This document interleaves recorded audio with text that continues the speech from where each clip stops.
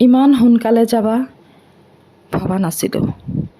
স্তব্ধ যেন হৈ গ'ল সকলো। স্তব্ধ হৈ গ'ল আকাশ বতাহ।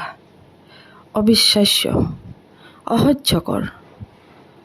চকুলোবোৰেও পাতলাব পৰা নাই বেদনাৰ শ্বাসৰুদ্ধকৰ বোজা। আজি অসমীয়াৰ প্ৰতিটো ঘৰে ঘৰে আত্মীয় হেৰুৱাৰ গভীৰ শোক। আমি উচুপিছোঁ আজি এক পৰিয়াল হৈ। তুমি ঠিকেই কৈছিলা, আমিবোৰে তোমাক ঘৰৰে মানুহ বুলি ভাবিছিলোঁ।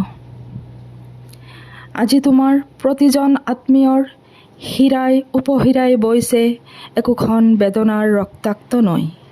তুমি কৈছিলা তোমাৰ জাতি নাই, ধৰ্ম নাই, তুমি মানুহ, মাথো মানুহ। আজি সেয়ে তোমাৰ অন্তিম যাত্ৰাত বৈছে মাথো মানুহৰ স্ৰোত, বিশাল মানৱ স্ৰোত।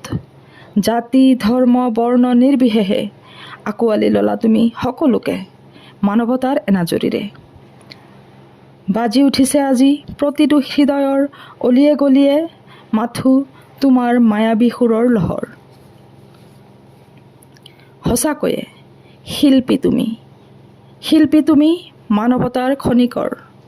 শিকাই গলা তোমাৰ মায়া ভৰা সুৰৰ ৰাগিৰে মানুহ হৈ জীয়াই থকাৰ মূল মন্ত্ৰ।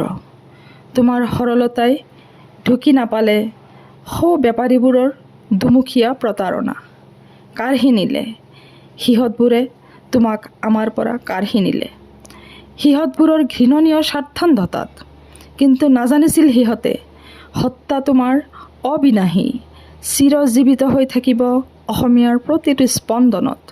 শুনিছিলোঁ খাৰঘুলিত ঘৰ লোৱা নহ'ল তোমাৰ, কিন্তু সাজি থৈ গলা স্মৃতিৰ মুকুতাখচিত প্ৰাসাদ একোখনি সহস্ৰ হৃদয় ব্যাপী। তোমাৰ চিৰকালৰ ঠিকনা কৰি বিদায় দিয়া নাই তোমাক আমি, আদৰিছোঁ সগৌৰৱে।